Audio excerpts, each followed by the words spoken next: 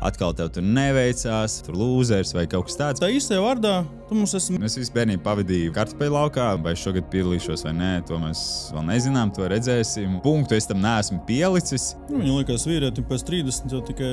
Nevajag baidīties no kļūdām un nevajag baidīties no kaut kādām neveiksmēm.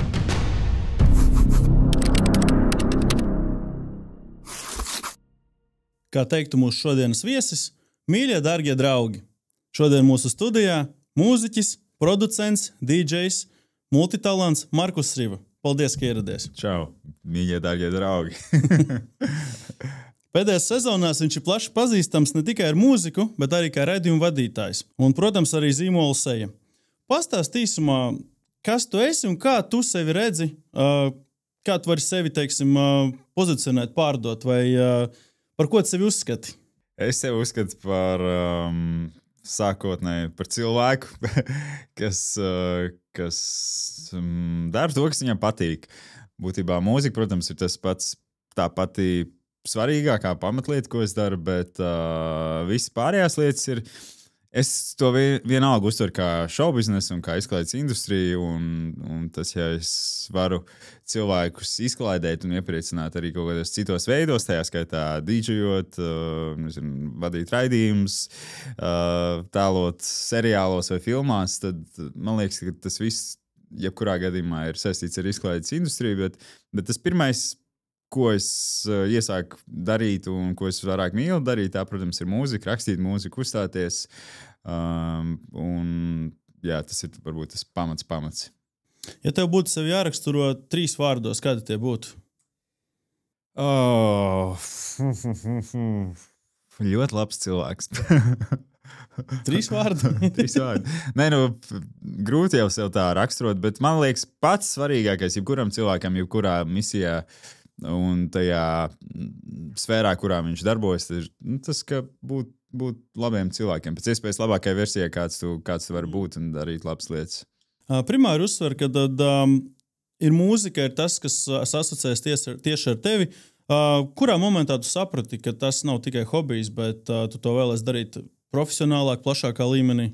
Es to sapratu jau, kas bija pavisam maziņš, kad man bija, nezinu, kāds 5-6 gadi, jo es tad jūtu, ka mūzika ir tas, ko es gribu darīt, kur es gribu doties, un pēc tam viss kaut kā jau, nezinu, to varbūt kāds var teikt par manifestāciju, jo es jau bērnībā kaut kā sevi iztēlojos uz lielām skatuvēm, saņemot mūzikas balvas un rakstot dziesmas un vispārējo, un tad kaut kā viss dzīvē vienalga salikās tā, ka tas viss ir, un tu to turpini darīt, rakstīt mūziku, uzstāties, visu laiku ir kaut kādi jauni izaicinājumi.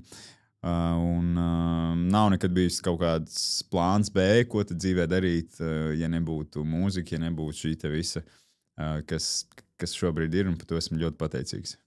Mazliet atkāpjoties par to, kur jau esmu šobrīd nokļuvis, pastāsti vairāk par sevi tieši varbūt par šo te daļu. Lasu internetā īstajā vārdā, tu mums esi Miķelis Ļaksa. Kā tu izvēlējies, vai tu izvēlējies savu pseidonīmu Markus Riva? No kurienes tas nāca? Markus Riva radās pirms 20 gadiem, tieši pirms 20 gadiem, 2005. Gadā, kad es sāku sadarbību ar dziedātāju Janu Keju, kas tajā laikā meklēja backvokālu vienam citam viņas projektam, un tad es biju līdz tam laikam jau studijā ierakstījis vairākas dziesmas, un tad tajos laikos vēl bija diski. Ja kāds nezina, kas ir diski, tad var iegooglēt. Un tad es tādu trīcošām rokām iedevu viņai šo savu disku, un teicu, varbūt jūs varat paklausīties, un varbūt, nezinu, jums rodas kādas idejas vai ko. Jo man likās, Jankai ļoti tāda liela zvaigzne priekš Latvijas mūzikas, un viņi pēc tam uzaicināja mani savā producentu kompānijā kā mākslinieku, un tad mēs, protams, sapratām, ka mans īstais uzvārds nav īsti tāds ļoti skatuvisks, un tad mēs meklējām daudz visādas versijas, rakstījām uz lapas kāds 30-40 variantus, un beigās nonācām pie Markus Riva, kas ir manuprāt, diezgan labskanīgi, lakoniski un jebkurā valodā, jebkurā valstī. Un tā kā man ir sanācis strādāt arī ārpus Latvijas, tad nekur nav bijušas problēmas ar manu vārdu izrunāšanu. Savukārt mans īstais skatuves vārds pat daudzos, konkursos bērnībā jau radīja visādas pārpratumus un ne līdz galam cilvēki pareizi izrunāja, un es pats varbūt ne līdz galam pareizi varēju to izrunāt, un līdz ar to, lai mazāk klapat, vajag pseidonīmu, un gal galā, stiecos uz pasaules mērogu, un Bruno Mars arī nav īstais vārds, un Lady Gaga nav īstais vārds, tāpēc tāds skatuves pseidonīms radās, un vēl arī tas, ka tas savā veidā iedod tādu mazu alter ego. Līdz ar to skatuves vienalga mēs esam mēs paši, bet mēs tomēr būtu skatuves, tas ir tāds, tā kā, kā saka, teātris nē, jo teātrī tur noteikti tāda liela tēlošana, bet uz skatuves mūzikā vienalga tas ir kaut kāds tāds mazliet cits tavs iekšējais es, kas izlauž uz āru, un viņa tā superspējas ir jābūt daudz, vairāk, jo, pieņemsim, dzīvē esmu diezgan, varbūt, mierīgs, un situācijās daudzās introverts vai kautrīgs, bet tad, kad ir Markus Rīve, tad tas man varbūt arī pašam sākumā ļāva, tā teikt, būt pārliecinātākam, un tagad jau tas viss ir saudzes kopā, jo tomēr vairāk kā 20 gadi kopš esmu šajā te vispār sfērā, un līdz ar to pieredze bijusi liela, bet sākumā, ir bijuši daudz gadījumi, ka ir grūti varbūt sākumā tur, atbrīvoties līdz galam vai būt pārliecinātam, un tad tas Markus Rīve kaut kādā veidā to ir iedevis. Ja jūs gribat sev kādu, lielāku pārliecību, izdomājiet savu alter ego un nosauciet to kaut kādā citā vārdā, un tas varbūt palīdzēs. Nav gadījumā tā, ka Markus ir pāraudzis to Miķeli tā, ka Miķelis ir tāds gan izvai... pareizi, man taču ir Miķelis arī vārds. Jā. Nē, tik traki nav. Es ļoti mīlu šo te vārdu. Man patīk, es pateicīgs vecākiem, ka viņi man iedeva tādu ļoti skanīgu latvisku vārdu, un tomēr ir Miķeļdiena, un ir visi iet tirgoties, un man patīk mans vārds, bet arī bērnībā, tā kā daudz asociēju to ar kaut kādu šlāgeru mūziku. Miķels Gruzīts, un man vienmēr tur bērnībā sauc par Miķelu Gruzītu, un tad tā varbūt nebija tā mūzika, uz kuras tiecos. Jā. Tad Markus tomēr ir... Markus, tas ir zīmols. Markus Rīve, tas ir zīmols, un tā ir daudz strādāts, ir daudz... Viss, kas tik nav darīts dzīvē, un tāpēc, Klausies, tā aizraušanās ar mūziku. Bērnībā tā tu esi dziedājis arī Rīgas doma koru skolā. Tu gribēji pats, vai tevi aizvada?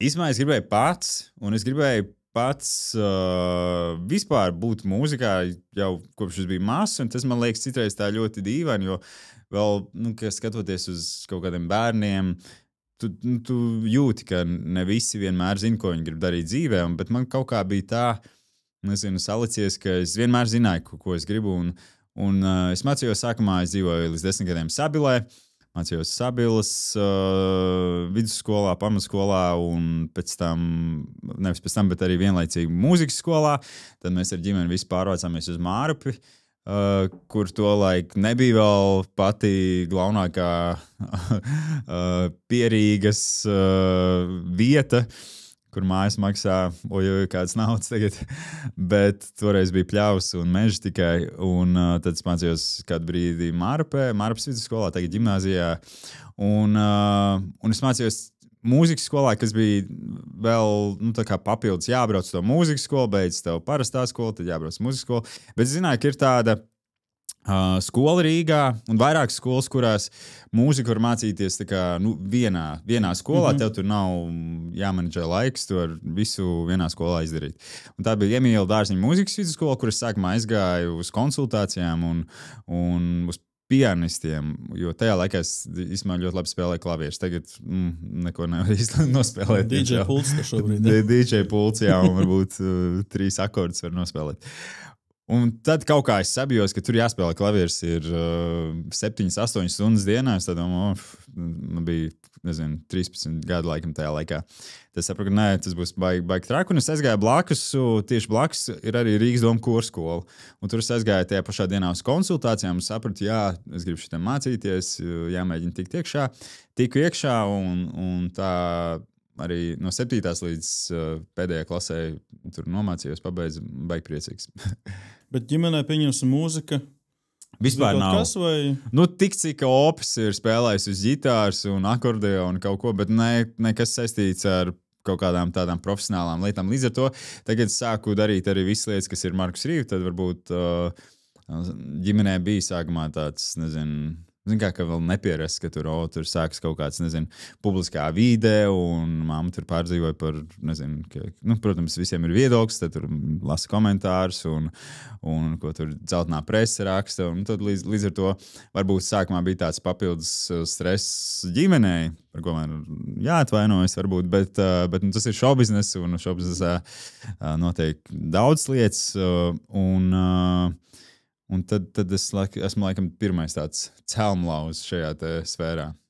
Jā, vismaz no ģimenes noteikti, cik es saprotu. Kaut kā man ģimene īsumā, man mamma bija latviešu valodas skolotāja, un viņas brālis brauca autorallijā, līdz ar to tā, un mans opis, viņš strādāja kā tiesnesis visādos šitajos te bagiju, rallijos un blakus vāģu, un kas tur, es visu bērnību pavadīju vai kartupeļu laukā, vai šitajos visos rallijos un zelta zirga sacensībās, vai arī basketbolu laukumā, jo mans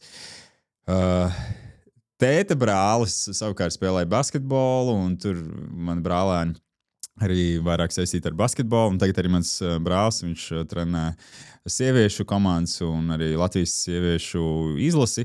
Līdz ar to tas sports man vienmēr kaut kur ir bijis tuvu, bet neesmu ne sportists, vairāk aizgāju. Tu izvēlējies savu atsevišķu. Jā.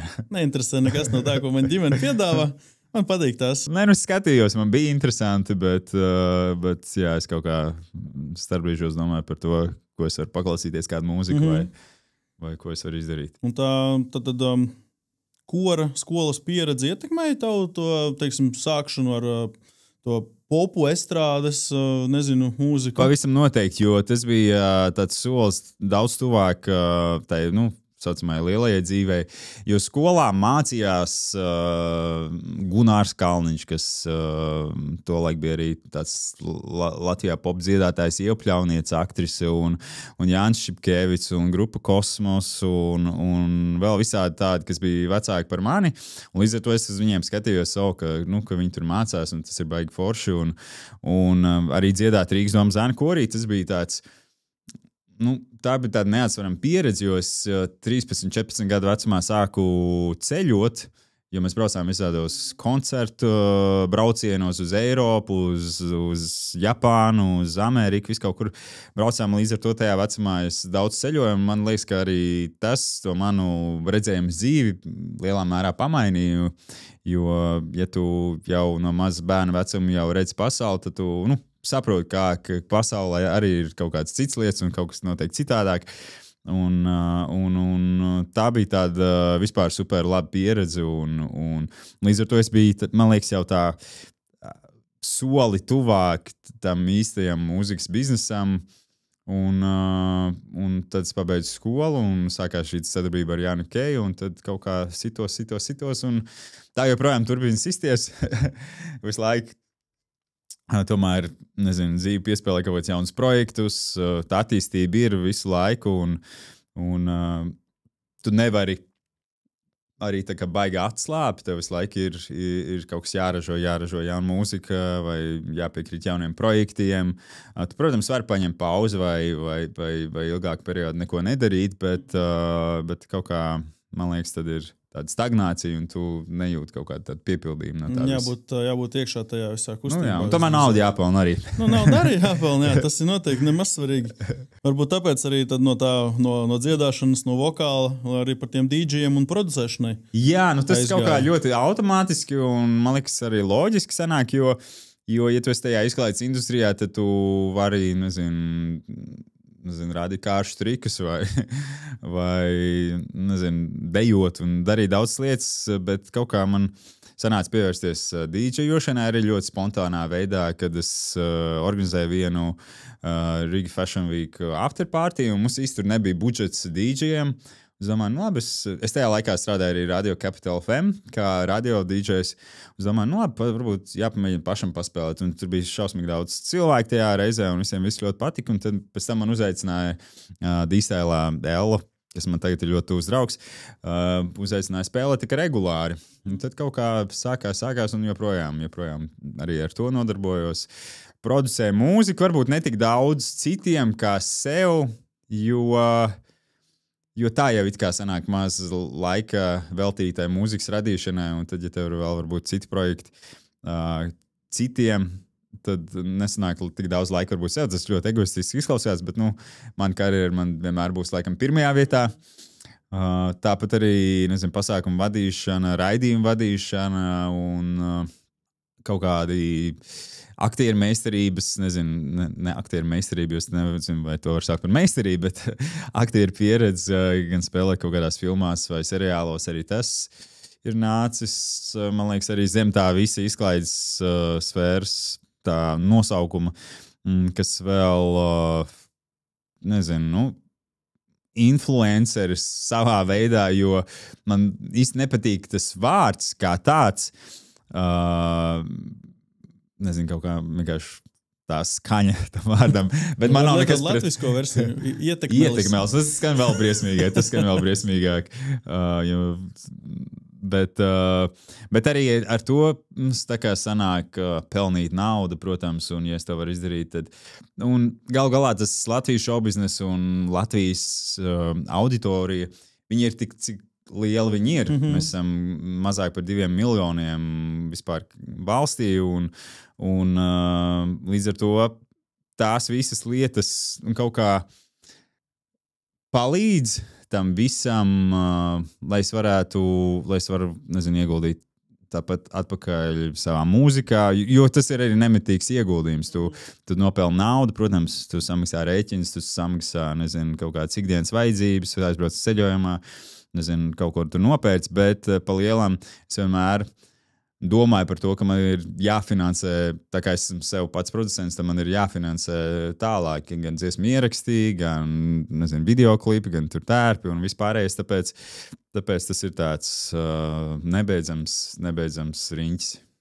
Runājot par to sportisko daļu, kas nāk uz tev no ģimenes, jā, vai to varētu teikt, ka piedalīšanās Supernovā diezgan regulāri ir tāds, teiksim, sports? Sporta disciplīna. Tas ir regulāri. Nē, tas nav tāds pašmērķis, ka regulāri. Protams, gribas vienreiz piedalīties un beidzot uzvarēt un aizbraukt pārstāvēt Latviju šajā te konkursā, bet kaut kā, manā stāstā tas vēl nav noticis, un katram jau tas stāsts ir citādā. Kāds pirmo reizi piedalās, viņš uzvar, viņam ir super, ātri panākumi, un ir 2 varianti, vai viņš pēc tam tiešām tas mākslinieks turpina būt tikpat aktīvs un tā kā parādīties, kas bieži nenotiek tā kā bez kaut kādiem konkrētiem vārdiem vai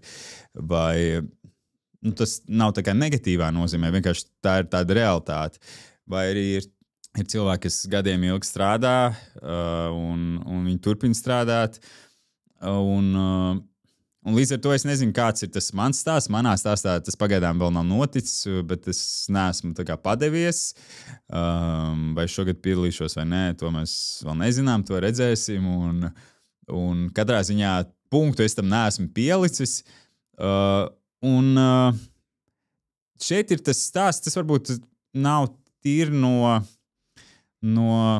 tā sporta. Kaut gan arī ir, jo tā ir tāda varbūt sportiskā disciplīna. Tas vairāk varbūt ir no maniem vecākiem par to, ka viņi bija diezgan stingri. Man mamma bija skolotāja, un līdz ar to es mācījos arī kaut kādu laiku tajā skolā, kur viņi strādāja. Līdz ar to, ja man būs slikts atzīmes, viņi par to, protams, uzzināja. Tad mācījies, neies tur, kur cik ļoti es saprotu. Ja? Man mamma ir latviešu valodas skolotāja. Man mamma bija arī latviešu valodas skolotāja. Līdz ar to, jā, tev nav kur sprūkt.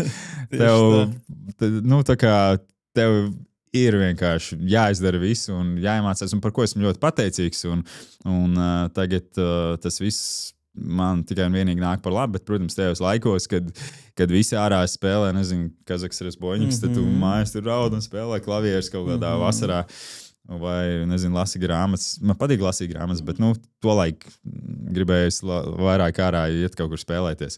Un līdz ar to tas ir varbūt kaut kāds arī tas vecāku ieguldījums, bet arī tie ir kaut kādi, nezinu, mani varoņi, no kuriem es iedvesmojos, kaut kādas sporta zvaigznes, tas pats Maiks Jordans, Kobe Bryant, Arnolds Schwarzeneggers, kuru biogrāfijas vai podkastus un intervijas klausījies daudz, vai arī kaut kādi mūziķi, kuri apstiprina to, ka, atkārtotās darbības?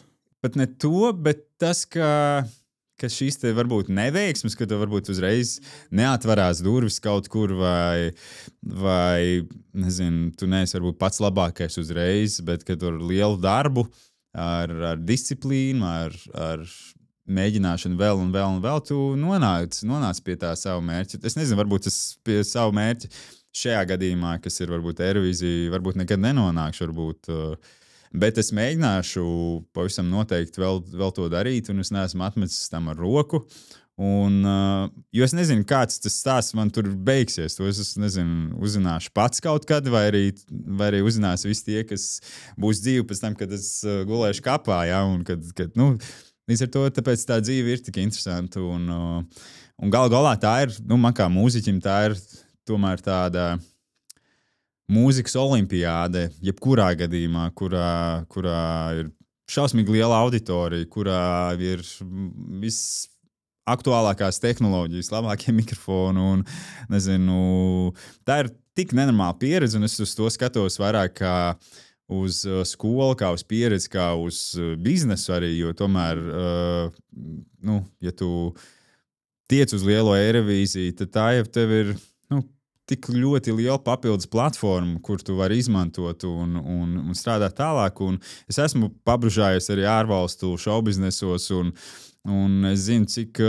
ļoti ir svarīgi visādi šādi televīzijas lielie projekti un ko tas tev var dot arī karjerai. Protams, var gadīties, ka es aizbraucu, dabūju pēdējo vietu, atbraucu mājās, nonāku psihiskajā slimnīcā un viss man beidzas, bet ir vērts mēģināt. Man šķiet, ka jāpiemina arī tas, ka pieņemsim, ja mēs tā skatāmies uz tiem, kas piedalās uzvar tajā pašā Supernova Eirovīzijā, ja, tad, manuprāt, var manīt to, ka tu paliec apritē, tu esi aktīvs, tā kā tu tomēr spēj, teiksim, konvertēt ikdienas aktivitātēs savu šo te piedalīšanos aktivitāti. Pārējie lielākoties nostartē, kaut ko sasniedz, nesasniedz un pazūd. Tā kā, manuprāt, tas jau ir tas pat vērtīgāk, ja tu piedalies un tu esi visu laiku apritē, nekā izšaut vienreiz, pat ja tev it kā izdodās, bet tajā pašā laikā tu nespēji to tālāk vairāk ne konvertēt, ne noturēt, vai arī tas bija vienīgais, ko tu varēji izdarīt. Tavā gadījumā tu to spēji vismaz turpināt un reāli arī tad šo te kustību jau iesākt to tā tad paildzināt un turpināt šo te nezinu, kā pat to nosaukt. Jā, kustību uz priekšu. Tā ir ļoti tāda pareiza lieta, kā arī tu nosauc kustību uz priekšu, jo vienmēr ir vajadzīgs kaut kāds mērķis, ko tu tiecies. Un varbūt man, gadiem ejot tieši šis janvārs, februārs ir supernovas tādā zīmē, un visi citi, brauc kaut kur atpūsties uz Baliju vai uz Turciju vai kaut kur citur. Bet es ieguldu savu naudu, līdzekļus, laiku vispārējo, varbūt tieši tajā supernovā. Es esmu dzirdējis komentārus savā virzienā, ko tu tur atkal tev tur neveicās, vai atkal atkal tur lūzers vai kaut kas tāds, bet es uz to skatos jebkurā gadījumā, kā uz pieredzi, jo pirmkārt tu esi pats sevi iedzinis tādā, mūzikas nometnē. Ja ir kaut kāds, sporta nometnes, kad sportists gatavojas kaut kādai jaunai sezonai vai sacensībām, tad manā gadījumā pieņemsim tāds janvārs šogad, kad es vispār uzdrošinājos uzstāties bez krekla. Un janvārī es sāku sadarboties ar horeogrāfu, kas ir baleta solists Antons. Un līdz ar to tas bija arī kaut kāds tāds cita pieredze man pašam, jo es negribu saukt, ka esmu kaut kāds dejotājs, bet skatos ir jākustās un Eirovizijā ir jārada kaut kāds priekšnesums, kas cilvēkiem paliek kaut kādā atmiņā. Līdz ar to man šogad gribējās uztaisīt tādu pavisam citādāk to priekšnesumu. Un gal galā tā, tas laiks viss ir, jebkurā gadījumā tev nāk par labu, tu ieguldi naudu, tu ej, 5 reizes vairāk pie vokālā pedagoga, tu ej uz horeogrāfijas nodarbībām, tev ir tāds super aktīvs, radošs, darbīgs process, un jebkurā gadījumā, lai arī kāds tev būs tas rezultāts, tu būsi ieguvējis, jo tu būsi tik ļoti intensīvi strādājis pie savas pašizaugsmes, ka tas tev nāks par labu jebkurai tai nākamajai versijai, kāds tu vari būt. Man jau šķiet, ka var arī diezgan tā precīzi salīdzināt šo te skatuvi un dziedāšanu ar, fitnesu. Jo abi šie sporta veidi iekļauj to, ka tu konstanti dari vienas tās pašas lietas, tu uzlabo sevi, nākošajā reizē, lai būtu labāks un tā tālāk, bet tu tiec vērtēts nevis pēc to sasniegtā rezultāta no sērijas tur paceltajiem kilogramiem, aizliektajiem tālumam, bet tas, kā tevi novērtēs skatītājs un žūrija. Un arī tas ir jautājums. Bieži vien sportisti, pieņemsim, arī no malas skatītāji atzīst, jā, bet viņš bija labāks, viņam iedod 3. vietu. Kāpēc tam 1? Tas ir diezgan arī subjektīvs, arī veiksmes faktors tur piedalās. Manuprāt, jau, ja būs tas kaut vai priekš paša, būs saprotams un redzams no malas arī tiem taviem sekotājiem un atbalstītājiem, ka tu šogad esi labāks nekā bija iepriekš, manuprāt, tā jau arī tāda mazā uzvara savā ziņā. Jā, manā gadījumā ir bijis tā, ka ir gadi, kad tu esi bijis pirmais pēc skatītājiem, un tad žūrija tev noliek diezgan varbūt zemu, līdz ar to tas kopvērtējums nesiet tā, kā tev gribētos. Un jebkurā gadījumā, jā, tas jau, ko mēs izklaides industrijā darām, tas ir ļoti subjektīvi, jo vienam patīk, Adele, vienam nepatīk Adele, un kādam patīk prāta vētra, un ir cilvēki, kuriem varbūt nepatīk prāta vētra. Tādā gadījumā arī ar mani ir cilvēki, kas klausās manu mūziku, nākas maniem koncertiem, ir cilvēki, kas, Markus Rīvu, kas tāds vispār ir. Un līdz ar to tā mūzika un Supernova, tas jau arī ir tik ļoti, ļoti, teiksim, subjektīvi, jo un vēl jau vairāk, ka tā ir žūrija, kurā ir, 5-6 cilvēki, kas, kuriem, tu esi kaut kur pāršķērsojis ceļnetā, un tas Latvijas šoubiznes ir tik mazs, un jebkurā gadījumā tie cilvēki, kas ir žūrijā, viņi kaut kur tie ceļi ir krustojušies, varbūt pozitīvā nozīmē, varbūt negatīvā. Līdz ar to tas arī ir viens no tiem motivatoriem, kāpēc es esmu atgriezies vēl un vēl, jo tu nekad nezini, kā tā žūrija būs. Žūrija mainās katru gadu, un vienmēr ir kaut kāda varbūt cerība, ka tā žūrija būs lojālāka varbūt pret tevi, bet vēl nav pienācis tas laiks. Jā, bet rezultāti, jebkurā gadījumā man šķiet, 2. vietas tev ir bijušas, vai ne? Ir bijušas vairākas, jā. Tā kā tas nozīmē, ka pavisam mazliet un aiziet. Tad arī kopumā arī skatītājs novērtējs ir diezgan atzinīgi.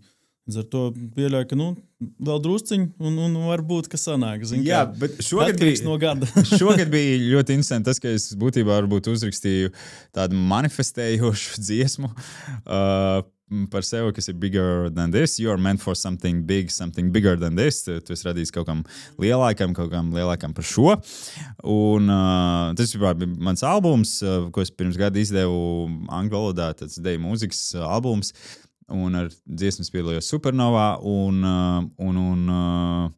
tas kaut kas lielāks par to Supernovu laikam bija Kora Kari, kuras tieši beidzās Supernova, un pēc 2 nedēļām sākās Kora Kari, kuros es piekritu, jo man likās, ka būs forši, tas tāds foršs projekts, bet man nebija nekāda ekspektācija, ka es tagad Kora Karos uzvarēšu, jo man likās, ka tur būs citi mūziķi, kuri būs tā kā uzvarētāji godā.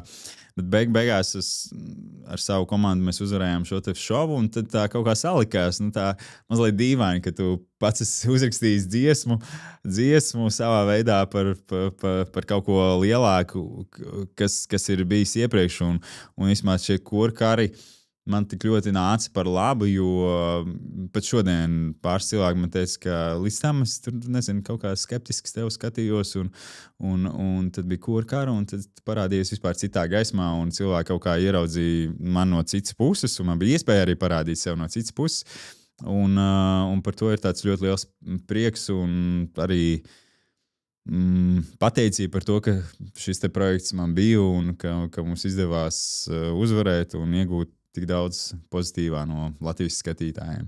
Neskatoties visiem arī grūtajiem brīžiem, ejot cauri, tātad regulāri atkārtojot, mācoties, trenējoties. Varbūt vari padalīties nedaudz ar paveikto. Tātad gribētos arī saprotu, albumi tev ir diezgan. Cik? Albumi, man liekas, ir pats tagad esmu apjutis, cik daudz, man liekas, 7 varētu būt.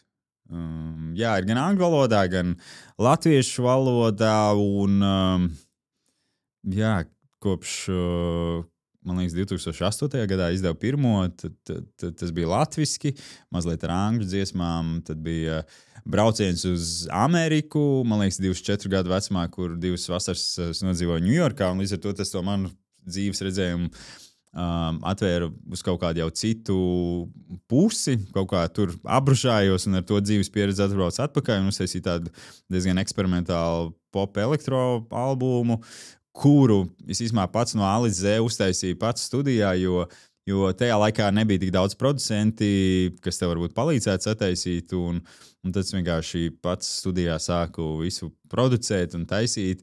Jā, tad pagāja vairāki gadi, kaut ko tur pa vidam izdevu singlu formātā, tad izdevu atkal albumu angliski, un pēc tam latviski, un tad vēl vien latviski, un tagad, jā, pēdējais pirms gada iznāca arī plats formātā, angliski. Un ja tā vērtē, pieņemsim, tad kur ir tā valoda, kurā tev vairāk klausās? Vai nav pētīts?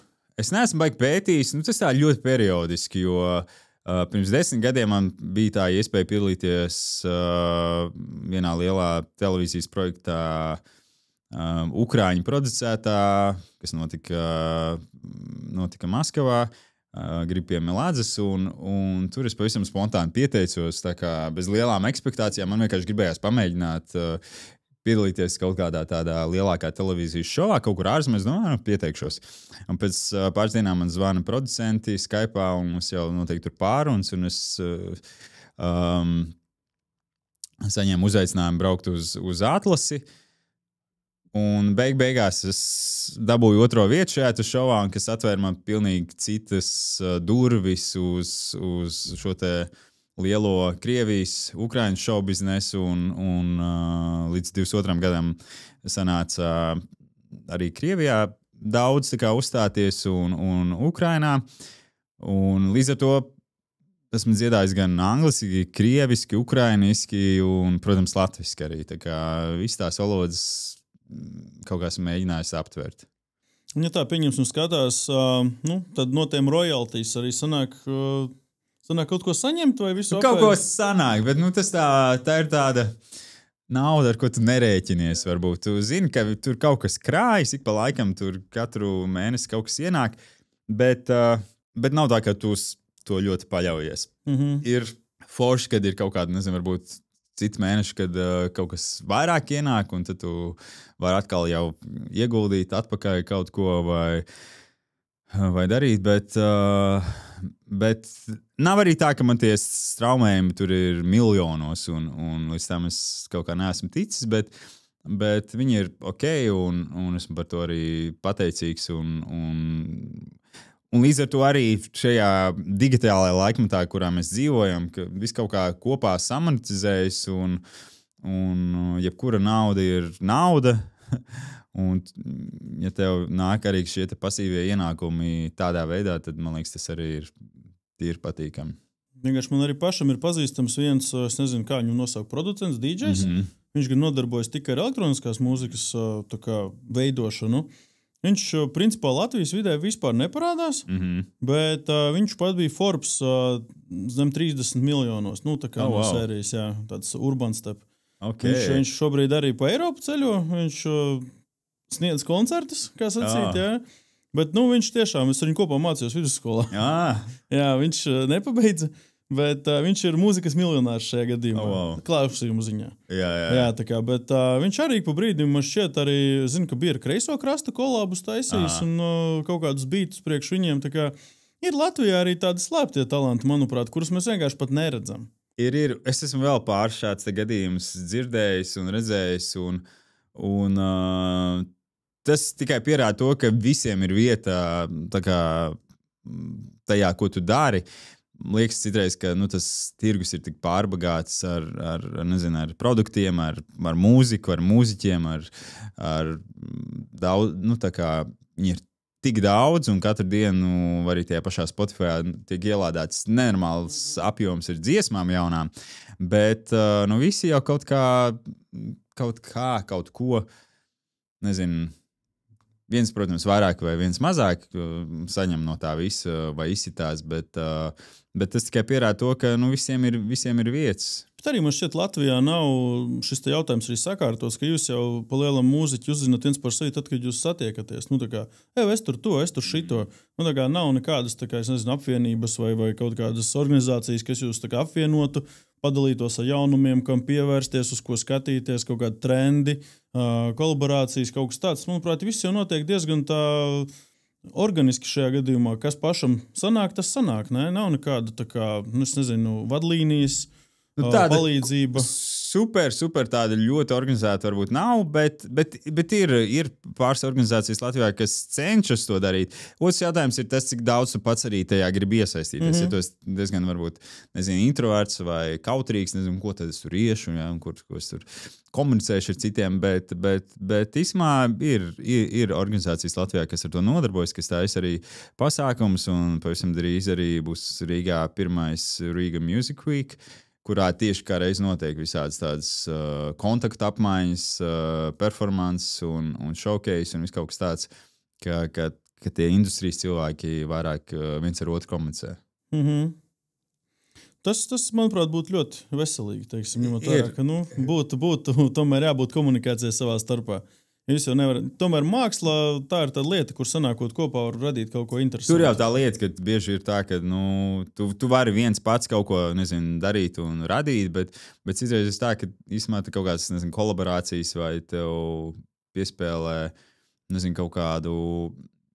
Man pirms 2 gadiem bija iespēja sadarboties ar viņu poļu dīdžeju, kas arī man sākumā likās, ko es tur sadarbošos. Beigās mēs izdevām vairākas dziesmas ar Warner Music Polijas, tā kā ierakstu kompāniju, un arī tas atvēra, labi, es tur nekļuvu super populārs Polijā, bet tomēr kaut kādas pārsojas varēja spērst, un man kā mūziķim tā bija atkal kaut kāda jauna pieredze. Ir kaut kāds jauns segments no sērijas, kurš sev izmēģināt. Kā izskatās tava ikdiena no sērijas? Tā labi, koncertu periods, supernovas periods, tur tu esi tātad noslēdzies, nokoncentrējies uz to visu, bet kad nav koncertu, ierakstu sesijas, kāda ir tava ikdiena? Kā tu, teiksim, saglabā disciplīnu gan, nezinu, fiziski, gan mentāli?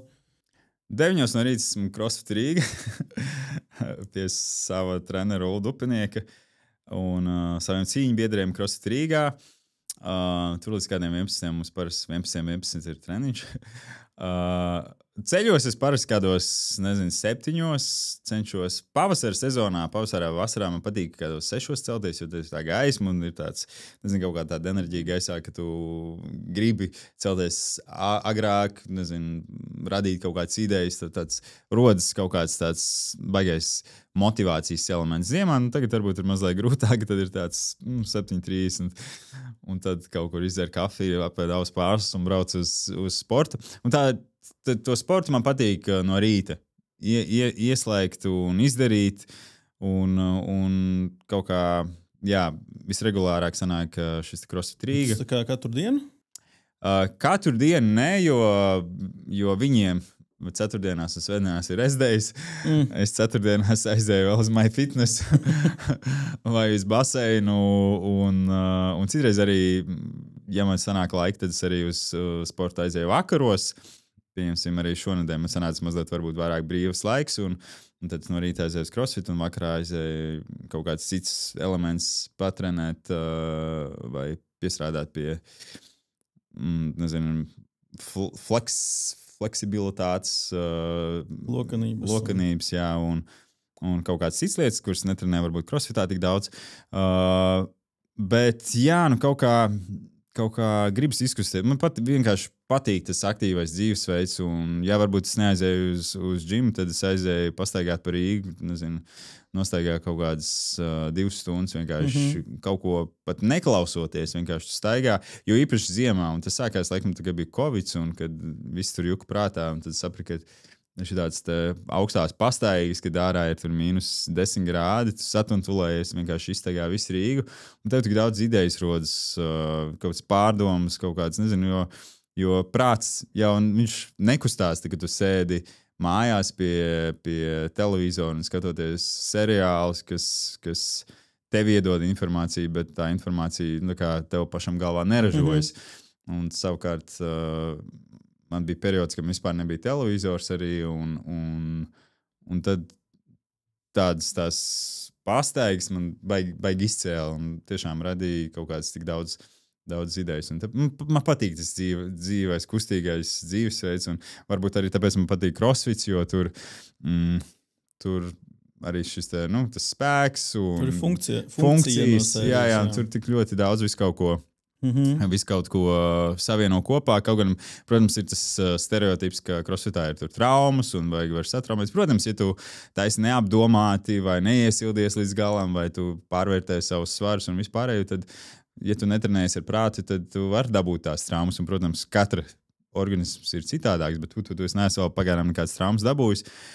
Un man patīk vienkārši, ka tur katru dienu ir kaut kas citādāks. Un tu tāpat strādā uz visu ķermeni, uz visām muskuļu grupām, bet tad tu vari, nezinu, virvē pakarāties. Šodien mēs kāpām ar tiem kociņiem pa sienu. Likās tikai, kad spēles, tur, kur tās zivis jāmakšķerē, un griežas uz apli, un tas bija kaut kas līdzīgs. Ko es arī īstenībā nekad nebiju darījis. Es kāds 5 gadus, kopš 20. gada, eju uz CrossFit regulāri. Kaut kā nebija līdz tam sanācis to darīt, un šodien atkal kaut kāds jau jauns skills. Un tu arī redzi to progresu, pieņemsim, atspiesties uz rokām, tā kā handstand push-ups. Kad es sāku, es pat uz rokām nevarēju nostāties. Tagad es varu uztaisīt. Nākamais ir iemācīties jau staigāt uz rokām. Tā kā tas ir arī tāds labs veids un laba komūna, kur ir forša atmosfēra, bet kaut kā tur rodas tas progress. Tādēļ es aizbraucu mājās, nezinu, paēst, kaut ko padarīt savā mājas ofisā, jo tāpat tās ir e-pasti, kaut kas jāatbild, jāmanedžē savs laiks, man ir menedžments, bet vienalga ir daudz lietas, kuras es pats daru. Tad noteikti uznāk kaut kāds power nap laiciņš. Man patīk pa dienas vidu pagulēt kaut kādu pusstundiņu, un tad atkal kaut kā, nezinu, ir kaut kāds tikšanās, vai vokālais pedagogs, vai kaut kādas, nezinu, lietas par nākotnes projektiem. Un kaut kā visa tā diena. Citreiz man ir tāds, varbūt liekas vainas apziņa par to, ka es tagad 9 no rīta, kad cilvēki iet uz darbu no 9 līdz 5 vai 6, viņi strādā ofisā, un tagad es eju, nezinu, CrossFitā bet tāpat laikā tā otra puse man, prātams, saka, nē, bet tas ir vienalga, tas ir ieguldījums, vislabākais ieguldījums tavā veselībā, ķermenī, būt aktīvam, un savukārt mans darba režīms ir tā, ka man ir no 24 līdz 7, tā kā tu arī, nezinu, piekdienas, sestdienas vakarā, kad visi atpūšās, tad tu strādā, vai svētdienas vakaros, un to es X-faktoru tiešraids, un tur aizies sestdienas, svētdienas, un mājās tu būsi vispār 1 naktī, un jau, nezinu, 9 no rīta būs CrossFitā. Tā kā citreiz tā vainas apziņa ir, ka tev ir tāds nefiksētais tas darba laiks, bet tad tu saproti, ka, vecīt, tu strādā īsumā pat sanāk vēl vairāk, jo tu strādā non-stop pie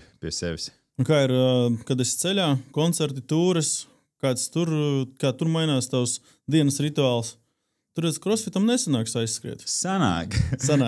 Es tādas tūres, ka tu neesi mājās, tādas īsti nav, jo Latvija ir tik liela, cik viņa ir. Kādreiz, kad es ļoti bieži braucu uz Kijevu, uz Maskavu, tas sanāca tā visu laiku lidot turp šurp. Tad varbūt bija grūtāk, bet tad es ar crossfit nenodarbojos. Tad es gāju individuāli vienkārši uz sporta zāli, un tad, kur bija iespēja, tur es gāju vienkārši pasportot. Bet tagad ir tā, ka pats grūtākais ir iemigt. Iemigt pēc tam tu dzer melatonīnu, jā. Aizēju mājās, jo īpaši pēc tiešraidēm,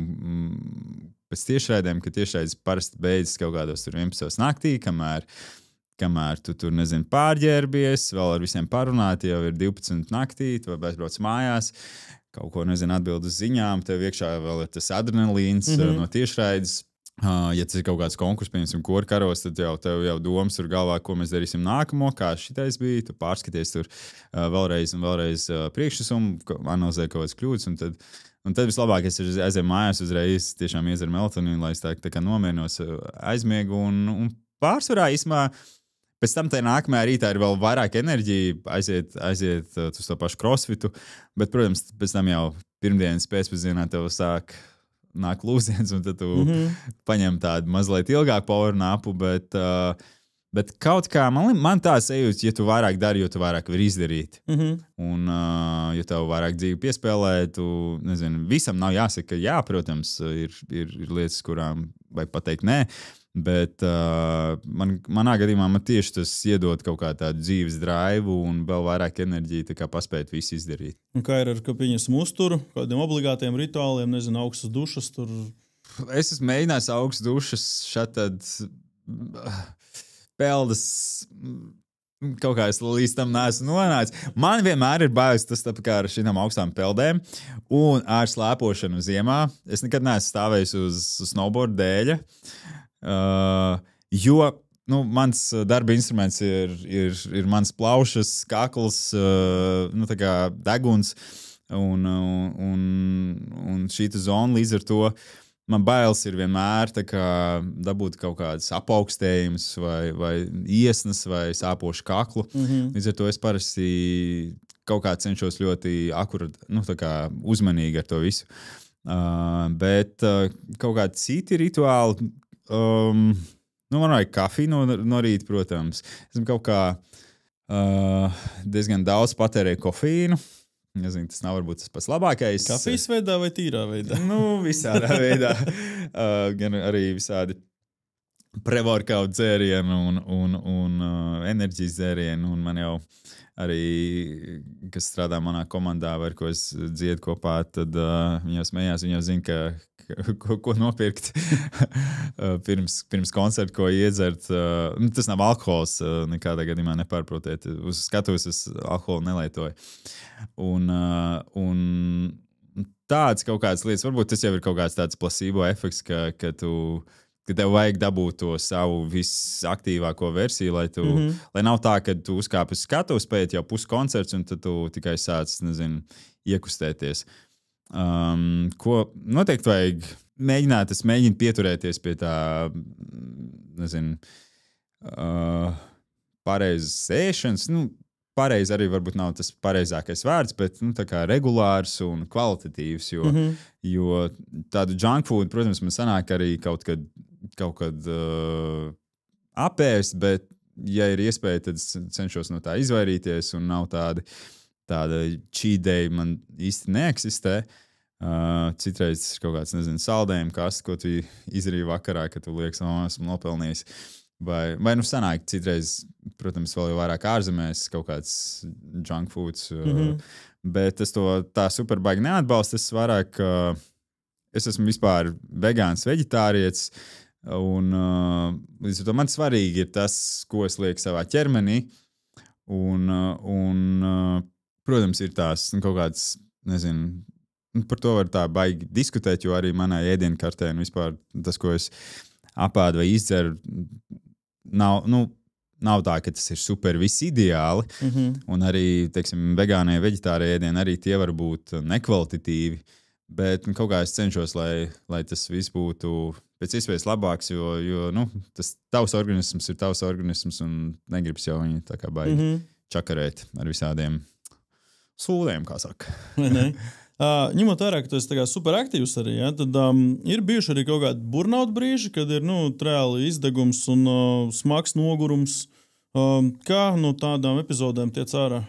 Man šāda epizode bija īstenībā pirms pusotra gada ziemā, kad es pirmo reizi vispār sajūtu tādu panikas blēksmi, trauksmi, ko es biju dzirdējis, ka ir tāda, un tad man likās, kas tas ir tāds, un nekad uz savas ādas to nebija piedzīvojis. Un tad bija viena reize, kaut kādā janvāra vakarā, piekdienā, kad man bija jādodas uz vienu pasākumu, nodziedāt tur pāris dziesmas, un es guļu uz dīvānu, saprotu, ka man sāk reāli viss organisms kaut kā, trīcēt, un iekšā ir ļoti tā nenormālā kaut kāda trauksma, un tas, domāju, visi studēji zvanījuši, ka es nevaru ierasties uz to pasākumu un galīgi viss slikti. Un tas man kaut kā mazliet, pat ne mazliet, man diezgan nobiedēja, jo tāda situācija nekad dzīvē nebija bijusi. Tas, ka tu nevari darīt to, ko tu dari, nevis tāpēc, ka tev sāp kakls vai tu esi ar gripu slims, bet tas, ka tu vienkārši nevari piecelties no dīvāna guļas stāvokļa, ka tev ir iekšā šī te panikas slēkme. Un tad pagāja kaut kādas minūtes, un kaut kā jau es beigās saņēmos, un es aizgāju uz to pasākumu, pēc tam es biju ļoti priecīgs, jo tajā pasākumā, kad tu skatos, tev aizmirstās visi sūdi, kas tev tur bijuši tajā dienā, vai kāds tev par tevi kaut ko pateicis, vai, tev tur tādas un tādas problēmas. Tas viss aizmirstās skatos, ka tu esi 100% atdevies tai lietai un nofokusējies uz publiku, uz to, ko tu dari, un tā bija tāda tomēr forša terapija tajā dienā un pēc tās reizes, jo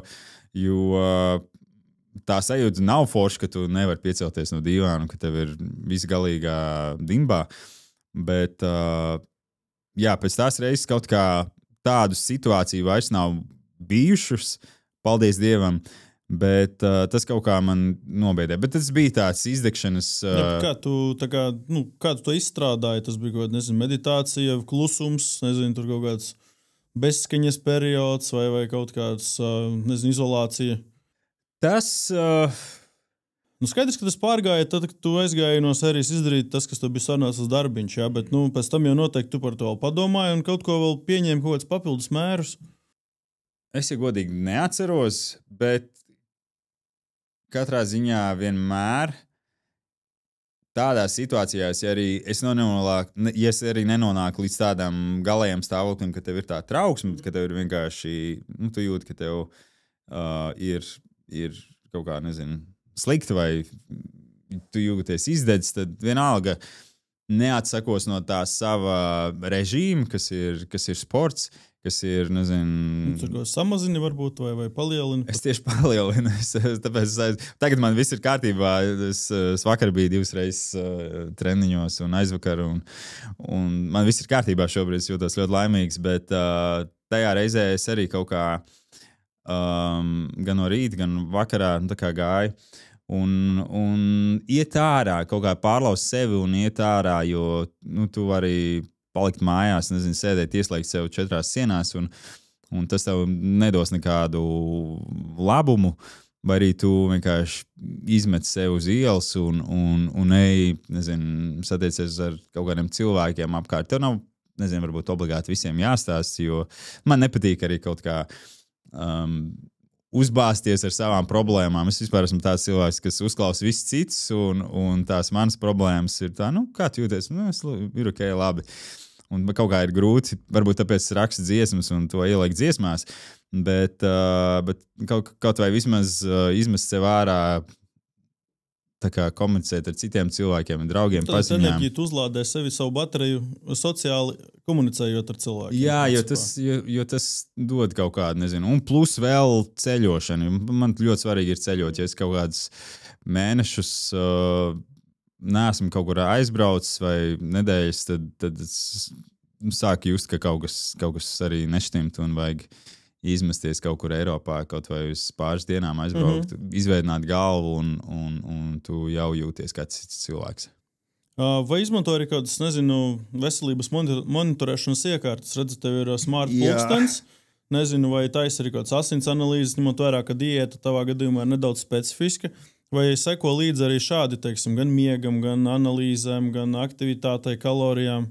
Jā, šobrīd izmanto Huawei GT6 Pro, kas ieslēgts mierīgā režīmā, lai netraucē mūsu podcastu ar visādiem notifikācijām. Bet šo es izmantoju treniņos un arī miegu analizēju ar šo palīdzību, un miegs man ir izcils tagad, vismaz pēdējās pāris dienas.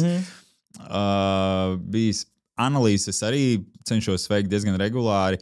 Tagad kaut kādu laiku, kad pēdējo reizi veicu asins analīzes, man liekas, ka vasaras kaut kad sākumā tā kā vajadzētu aiziet atkal pārbaudīt gan visādas tur dzelžu līmeņus un D vitamīnus un vispārējās lietas. Jo tā kā es neēdu gaļu, tad ar to dzelzi tur ir tā kā jāskatās, bet tāpēc ir lieta ar papildus šos te vitamīnus, kas varbūt kaut kā veidā kompensē arī to visu. Un kaut kā jāklausās ir sevi, nezinu, kā tu jūties, un kaut kādi citi vēl gadžeti vai rituāli īsti nav.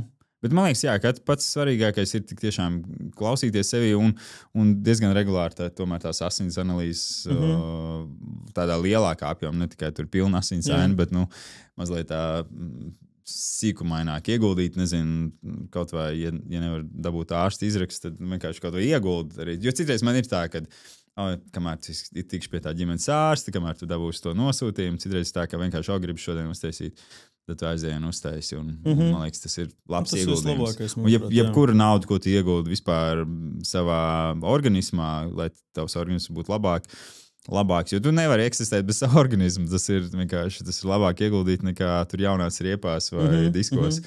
Līdz ar to, man liekas, tas ir vienmēr man pašam bijis kā tāda prioritāte, tā kā rūpēties par to. Tad minēji par to emocionālo sastāvdaļu. Tātad tu visu šo tā emociju, labo, slikto, kas tev sakrājās, principā tu viņu ieliec savā radošumā. Tātad tas ir tās uzstāšanās, tā ir mūzika. Cik daudz no tā satura, pieņemsim, no dziesmām, ir, teiksim, nākušas no šīm tā emocijām, ko tu esi uzkrājis?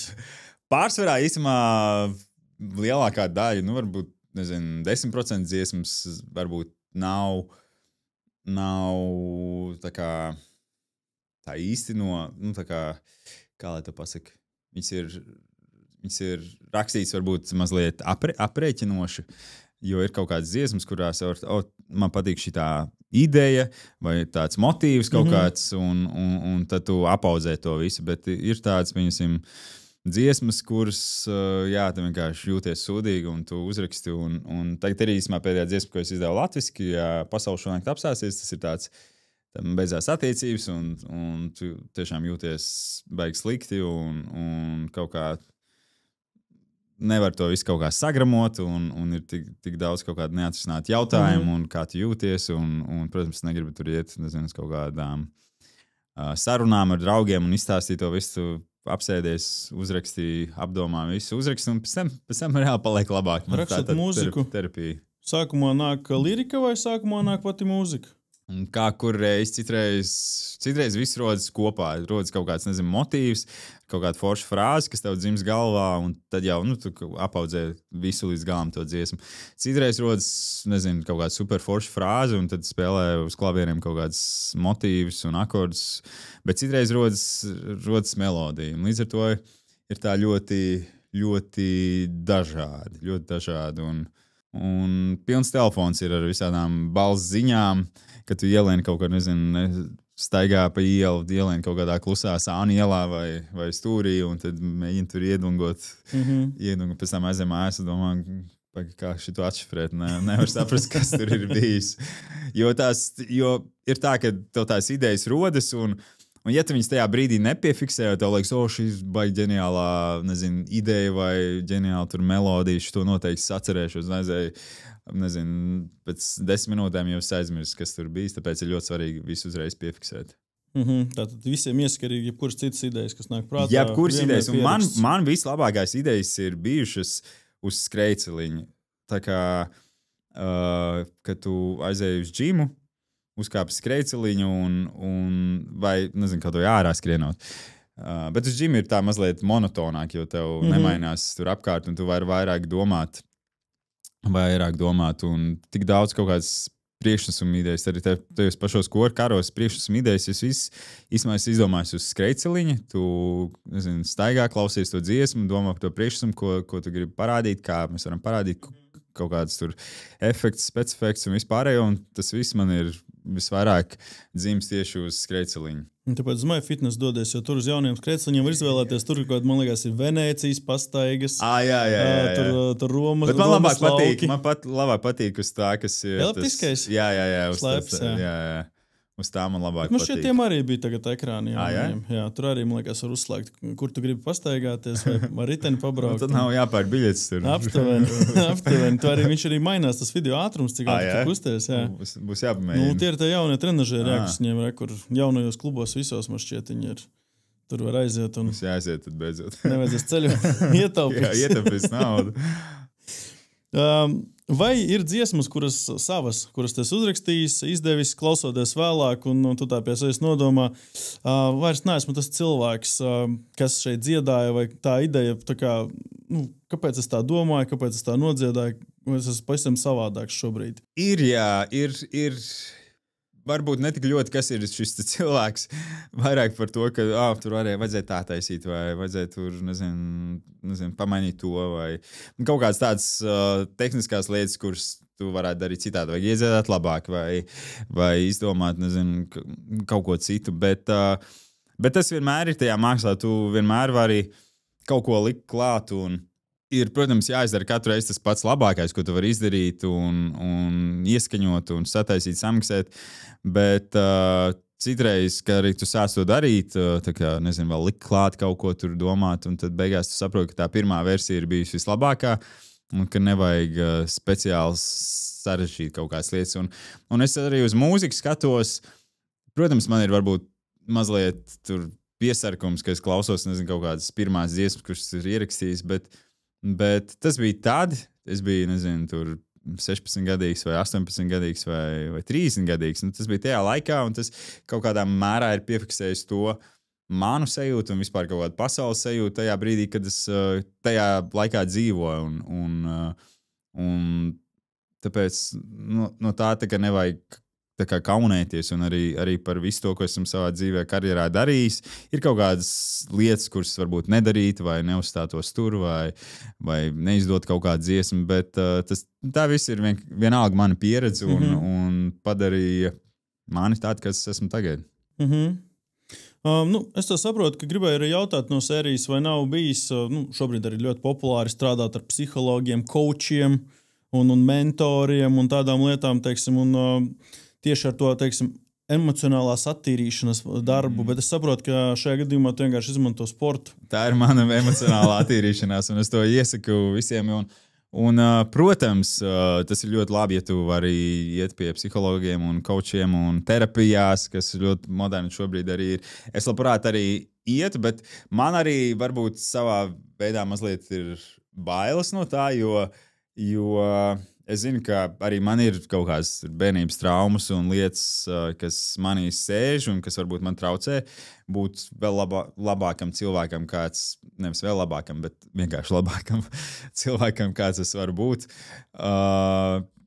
kas varbūt atvieglot man kaut kādas citas lietas dzīvē, bet tā varbūt ir kaut kāda tāda mazliet izvairīšanās, bet tomēr tas sports kaut kā, laikam, šobrīd man ir tiešām kā tāda laba terapija, vismaz pagaidām palīdz, un to es arī visiem vienmēr rekomendēju, ka, vajag piecelties vienkārši no tā dīvaina, nevajag varbūt uzreiz iet un taisīt bench press vai kaut ko tādu, bet kaut vai vienkārši kustēties, iet ārā, pastaigāties un būt aktīvam, jo tad tad ir rodas kaut kāda enerģija, rodas, nezinu, cirkulācija tev ķermenī. Nu, nevēl tu saka, veselā miesā vesels gars. Tas ir vispateicākais teiciens. Pēc, jā, es arī vienmēr, kad man kāds jautā, sporta zāli. Jā. Aktīvi kusties dari un noteikti jutīsies labāk. Es pat tagad arī, kad pats ceļoju un kāds izstādes vai kas, 12 stundas uz kājām vakarā viesnīcā uz zālīti. 30-40 minūtes izkusties. Asinsrita uzlabojas, atjaunojas un arī gula labāk un, teiksim, kopumā labsajūta uzlabojas, teiksim, tā manāmi. Kas šobrīd ir tev paredzēts nākotnē tuvākajos projektos? Nu šobrīd viss aktīvākais, protams, ir X-Factor 6. sezona, kas līdz decembra vidum arī televīzijas ekrānos. Tāpat arī novembris, decembris ir superaktīvs laiks ar visādiem korporatīviem pasākumiem, un tāpēc tagad ir laiks mesties iekšā tajā visā. Ar Tāls Balto koru mums arī koncerti. 21. decembrī mums Ulbruks Pērlē būs papildu koncerts, jo nesen mums tur bija koncerts izpārdots, un izlēmām, ka vajag dot vēl vienu koncertu, un Talsos būsim, un Ventspilī, jā, tā kā arī jauna mūzika, jauns iedvesmas, un es domāju, ka arī nākamais gads, 26. gads jau, lai arī cik baisi tas neizklausās, sāksies arī kaut kādām jaunām lietām, kurās gribas mesties iekšā, un man šobrīd 39 gadi, un vienalga ir tik daudz lietas, kuras tu dzīvē vēl neesi izdarījis, un ko gribas pamēģināt, un katrā gadījumā vecums nekad nav šķērslis, man vairs nav 19 gadi, bet vienalga tas nekad iekšēji nav bijis kaut kāds tāds šķērslis, kad, ko tad man liekas, ir jāmauc, kamēr mēs esam. Man liekas, vīrietim pēc 30 jau tikai viss sākās palielā. Nu, man liekas, arī 80 gadu vecumā var maukt. Protams. Bet pieņemsim tādas lietas kā, nezinu, mentorings arī kādiem jaunajiem mūziķiem. Kaut kas tāds ir bijis padomā? Es strādāju šobrīd pie viena projekta, kas būtu tieši saistīts ar tevis pieminēto mentoringu un tā teikt, lietām, kuras es esmu izbaudījis uz savas ādas, savā pieredzē un ar kurām esmu gatavs padalīties. Tā kā es domāju, pavisam drīz arī varēs par šo te projektu uzzināt. Tas tā kā no jaunā gada plānojas vai jau paspēs vēl kaut kad tagad? Vēl nav konkrēti, bet es domāju, ka jaunais gads arī ir labs laiks, lai to visu uzsākt. Un kurš X-Factor uzvarēs šoreiz? Šoreiz uzvarēs labākais. Nē, mazums jau ir zināms. Nē, tagad jau vēl jau viss tikai procesā. Jā. Viss būs godīgi. Vienmēr ir bijis viss godīgi, un tas ir, man liekas, projekts, kurā viss vienmēr ir godīgi. Nu, jā, noteikti ir kaut kāds tur pielaides, ka es jau tur varbūt pazīstu, bišķi pavīdīšu. Nē, īstenībā tas ir atkarīgs no tā cilvēka un no tā, cik ļoti viņš pats grib un kāda ir vispār. Patiesībā viss, kas dzīvē notiek, jā, mums liekas citreiz ļoti pašsaprotam, bet tik bieži arī ir tik daudz visādi ārēji apstākļi, kurus mēs nevaram paredzēt, un kā sastājas zvaigznes, un kā tur, nezinu, kāds kaut ko tev padod to roku vai nepadod roku. Līdz ar to, man liekas, tāpēc nevajag baidīties dzīvē darīt, un nevajag baidīties kļūdīties, jo nesanāc, ej tālāk, mēģini vēlreiz. Vai pašam arī ir kaut kādas, nezinu, jaunas sporta disciplīnas, hobija, prakses, ko tu vēl neesi mēģinājis, bet tā kā gribi? Nu, es gribētu varbūt pamēģināt uz tā snowboarda uzkāpt, bet ko es īstenībā šogad pamēģināju? Šogad bija mans pirmās sacensības, kurās vispār piedalījos Hyroxā, kur man uzaicināja būt kā vēstnesim, un beigās es piedalījos arī pašā sacensībās, un tās, jā, bija mans pirmās, es nezinu, vai viņas sauc par profesionālām sacensībām, kaut kāds pusprofesionālās jau skaitās. Jā, pusprofesionālās. Un es tur piedalījos, un man ļoti patika, un gribu pamēģināt vēl, jo es piedalījos ar Mārtu, kas ir man crossfit biedrene, un mēs piedalījāmies doubles kategorijā, bet es gribu pamēģināt viens pats arī, un līdz ar to, jā, to es noteikti, bet tas ir kaut kas, ko es jums darījis, bet kaut ko tādu, kas vēl nav darīts, ar boksu esmu nodarbojies, skrējis, esmu... Autosports, motosports. Autos... Zini, kā ģimenes... Motosports, jo es jau gadiem domāju, vajadzētu nolikt tiesības, lai varētu braukt ar moci. Tā kā varbūt tas ir viens no kaut kādiem tādiem nākotnes. Un vēl es gribētu iemācīties sērfot. Es esmu sērfojis, bet nevar teikt, ka es māku sērfot. Sērfošana tas laikam būs tas diezgan... Nišas sports, ko ir jābrauc noteiktā gada laikā, noteiktā vietā mācīties visdrīzāk noteiktos krastos. Ja pie mums Latvijā laikam īsti nesanāk, tad tikai varbūt windsurfings. Es zinu, ka Liepājas pusē, kad ir lielie vēji, hidrotērpos, tad ir kas džeki mauds, bet tā nē. Bet ar moc noteikti. Bet man patīk pamēģināt daudz lietas. Es pavisam nejauši pamēģināju. Pilates, kas, man liekas, ir Latvijā, jo īpaši vīriešu vidū nenovērtēta lieta, jo tas īstenībā tik ļoti labi strādā uz iekšējiem muskuļiem. Tas pats MyFitness piedāvā labas iespējas ar to nodarboties. Esmu gājis uz jogu, uz karsto jogu. Vispār kaut kādas tādas lietas, kuras tu apzinies, ka tās ir ļoti labas tavam ķermenim, bet tu labāk aizēji tur biceps vairāk pakačā.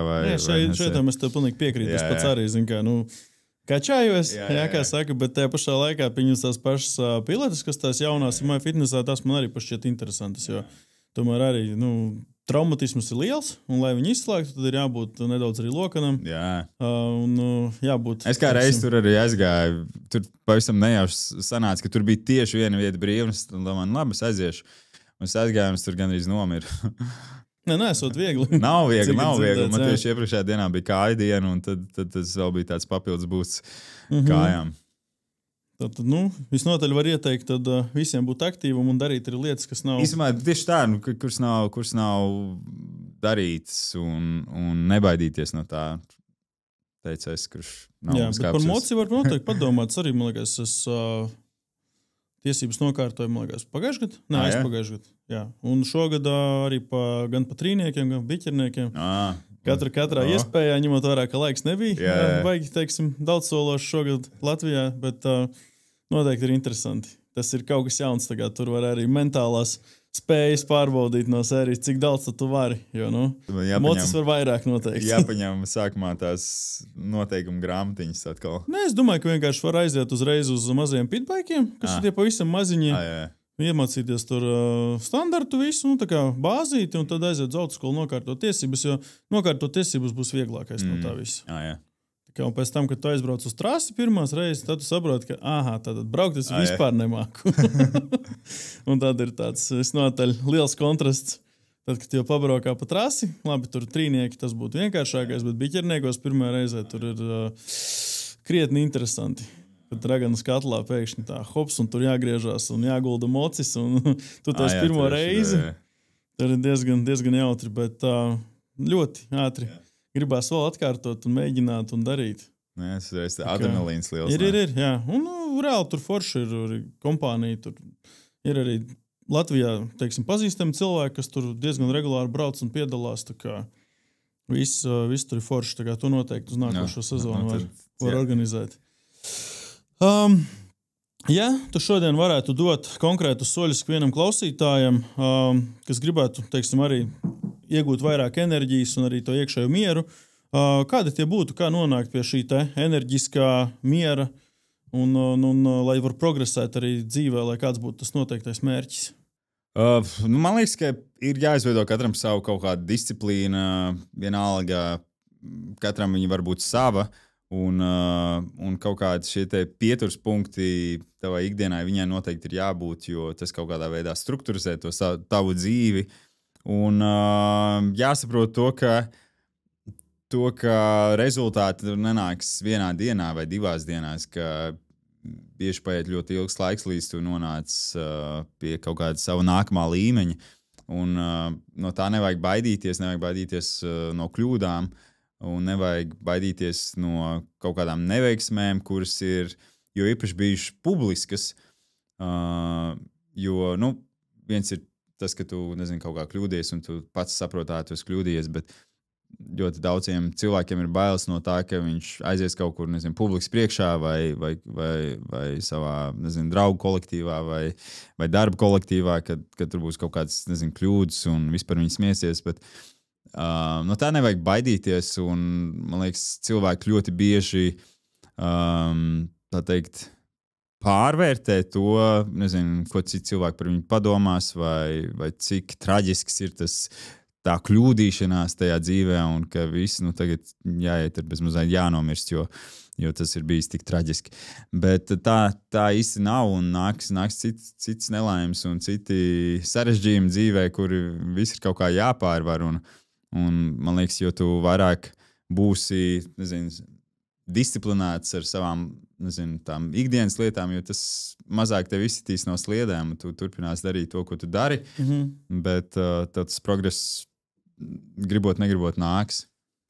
Vai arī savā, teiksim, šajā ikdienas procesā, izaugsmē, ir kādas grāmatas, mentori, podkasti, ko tu rekomendē arī klausītājiem, no kā varētu mācīties? Jā, mans, nezinu, skolotājs man ļoti tā kā uzrunā Arnolds Schwarzenegger vispār dzīves stāsts un viņa tā kā dzīves filozofijas. Man liekas, visas intervijas YouTube atradis un noklausījies un podcasts ar viņu.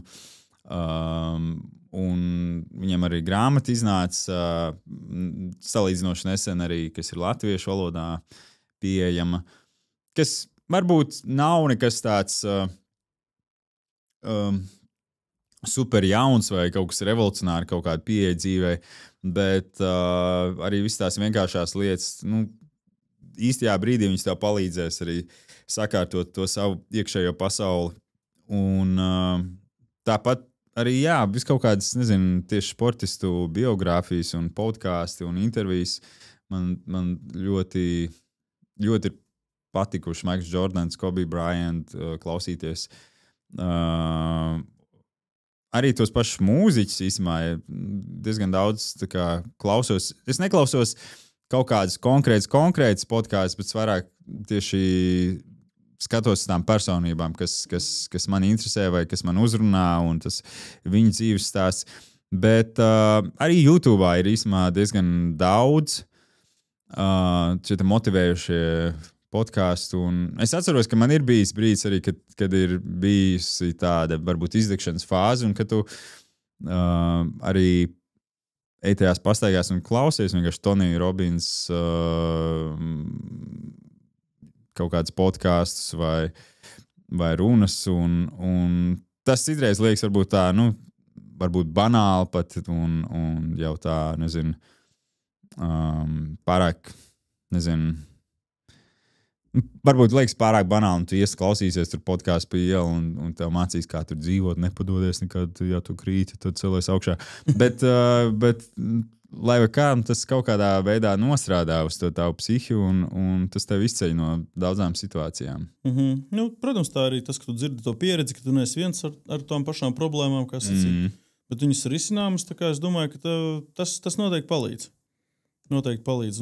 Nav jau arī jākotrēs, es domāju, arī runāt ar šiem cilvēkiem. Es pieļauju, ka, ja tev arī tur kāds fans segotājs kaut ko uzraksta, un tu pieņemsim pamanies, pieļauju, ka tur ir atbildi, teiksim, kaut kādu padomu iedod vai... Jā, īstenībā diezgan daudz arī tajā sociālā vidē ir sanācis par to runāt, un tu redz, ka cilvēks uzrunā arī tā tavu pieredzi, un līdz ar to gribas ar to dalīties, un ja man ir bijusi tāda pieredze, un ja tas var kādam arī kaut ko palīdzēt, tad tas ir, man liekas, ļoti varbūt arī svētīgs tāds darbs no manas puses. Es atceros, ka es piedalījos tajā šovā, kuras pirmo reizi vispār tā publiski runāja par to, kāda man bija bērnība, kas bija tāds diezgan tukls un ar brillēm un zaļu zobiem, tāds diezgan tizls pusaudzis, un tajā laikā man bija kaut kā, pašam nepārāk vienkārši to runāt, jo es par to īsti nebiju nekad publiski runājis, un pēc tam, kad parādīju to visu arī jau televīzijā, tad man tik daudz cilvēku rakstīja, ka viņi zina, kā tas ir, un paldies, ka tu par to runā, jo tas man tur tā kā palīdz, motivē mani.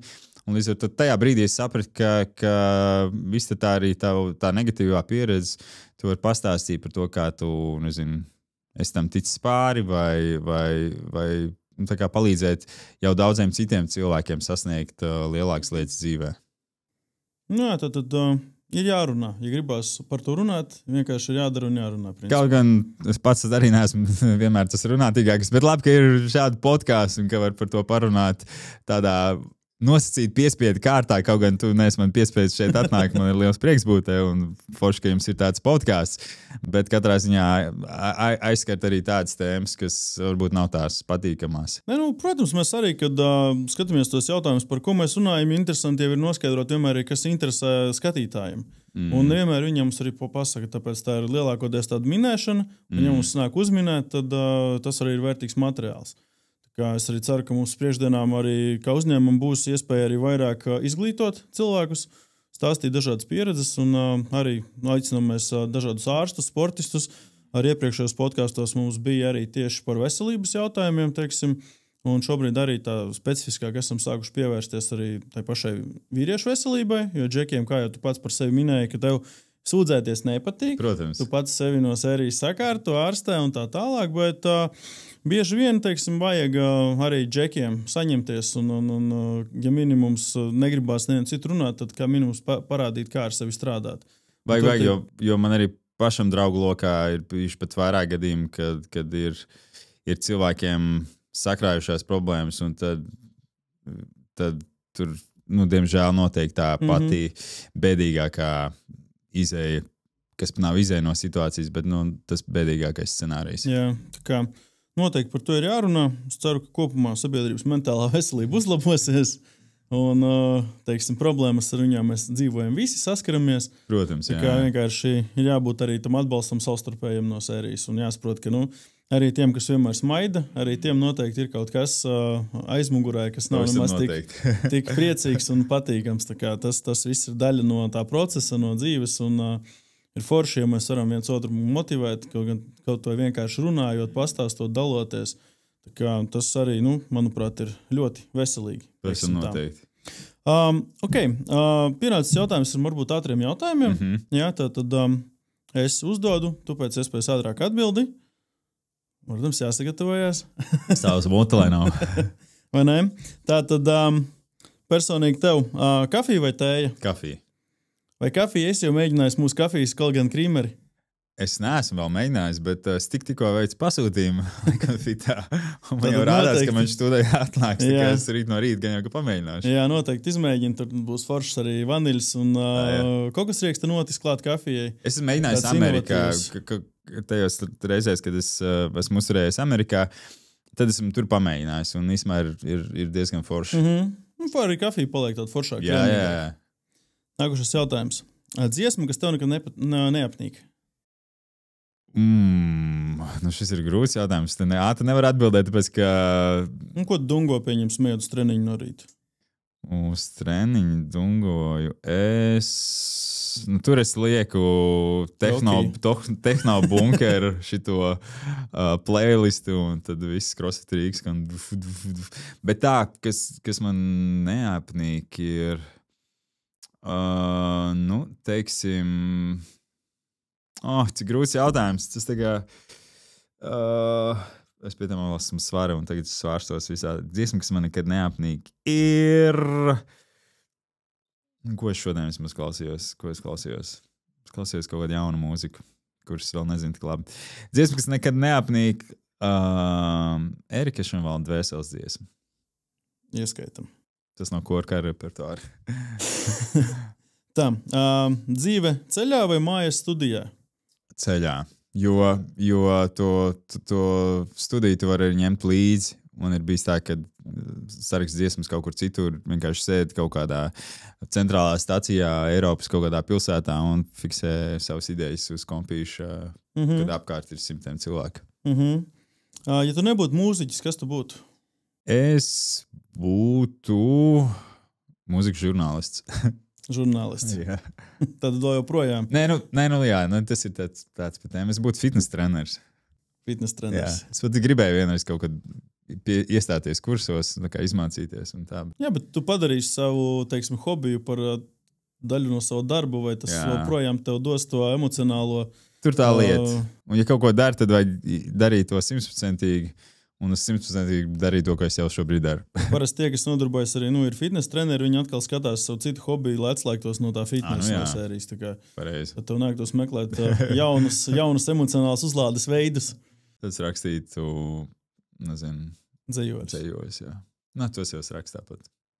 Dziesmas tā tad ir dzejoļi? Būtībā jā. Tad sākumā ir kaut kāds sešindītas, un tad viņas lietas un apaudzē ar vēl tekstu atskaņām un vispār. Jā, jo forma jau paliek tāda pati, un tā kā tu vari noņemt mūziku un pēc tam skaitīt pie Ziemassvētku eglītes. Tātad, labi, šis būs diezgan viegls, es domāju. Tad kāda ir tev tā reset prakse? Ko tu dari, kad gribot atslēgties? Es braucu uz mežu staigāt. Bez austiņām, bez citiem cilvēkiem vienkārši. Kur nav neviens cilvēks, tad es to daru. Super. Klau, paldies, Markus, ka biji ar mums podkāstā. Man bija ļoti liels prieks. Ka atklāti dalījies ar tātad savu ceļu, gan par izaicinājumiem, gan ikdienas notikumiem. Klausītāji, es domāju, ka no šīs sarunas varat ņemt arī sev diezgan daudz informācijas, kā cīnīties ar pašu nogurumu, kā būt aktīvam, kā rūpēties par sevi, gan par miesu, gan par garu. Un tad jau, principā, gaidīsim no Markusa nākošos projektus, jaunu mūziku, jaunus izaicinājumus un tiekamies nākošajā epizodē. Paldies! Paldies! Mīļie draugi!